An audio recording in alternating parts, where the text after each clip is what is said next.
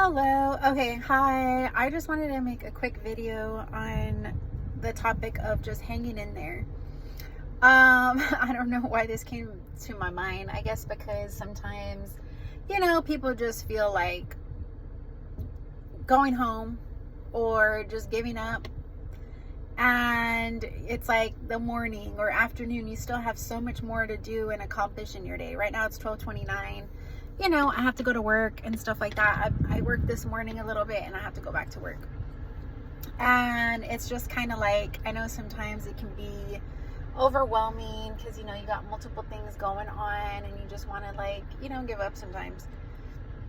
But one thing to remember is like, if you accomplish what you set out to accomplish that day, you're left with a feeling of like fulfillment and, you build a positive experience from that. Versus just giving up. And sometimes you just have to do things while having certain feelings and emotions, but do it anyways. But I also like to remind myself no feeling is final, right? So it's like no matter what, that feeling that you're feeling of despair or just stress or whatever it is, anxiety, it should not last forever. It doesn't last forever. That's why you got the feeling wheel. If you've ever looked at the feeling wheel or the feeling chart, there's various emotions in there, various feelings in there for a reason. And it's because we fluctuate and we change. So just remind yourself, hey, this feeling will probably go away within a few minutes, sometimes a few seconds, sometimes within an hour. I don't know the research on how long, a feeling typically will last, but it just depends on what's going on. It depends on you as a person, resiliency and stuff like that. Usually when you start engaging with a person, like let's say you're alone and you're feeling a certain emotion, you engage with either communicating with the person or changing your setting, like going somewhere or stepping outside, just changing your environment, or talk to a group of people or a person, you start to notice different feeling, like the feeling switches up in a positive way, usually, hopefully, maybe not all the time, but the whole point is no feeling is final. Thank God no feeling is final. Why would you want to be stuck in the same feeling, right, for long term, even if it was happiness? Because if you felt happiness like full time, do you know how naive and like even stupidity would happen? Like you would make very irrational choices because you're always happy.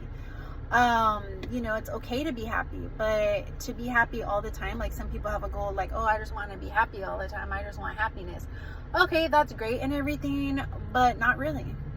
If you really think about it, when you're in a state of happiness, although it feels good and euphoric or whatever you want to describe it as, it's not a logical place to be permanently.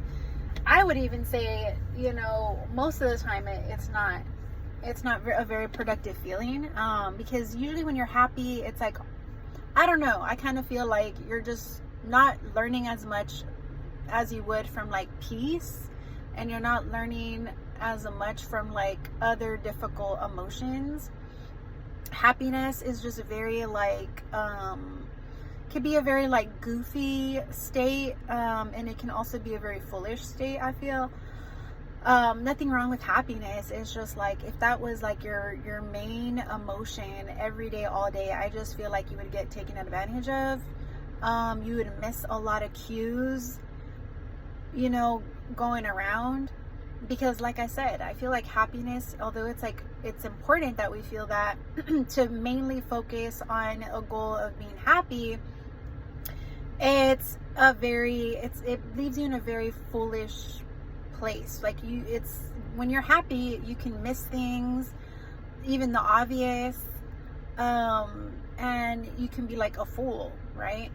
So you got to be careful with that happiness. Like, I know it's kind of different to talk about this, but rather than being in a state of like calm or like peace or dismay or shock, all those other more like difficult emotions, those are more like you learn more. I feel like you learn a lot more and you try yourself more, and you shouldn't be in that state all the time, right? Like that's the whole point of the feeling wheel and the emotion wheel. If you look up the emotion in the feeling wheel, you'll see the ranges of emotions that we're meant to feel, right?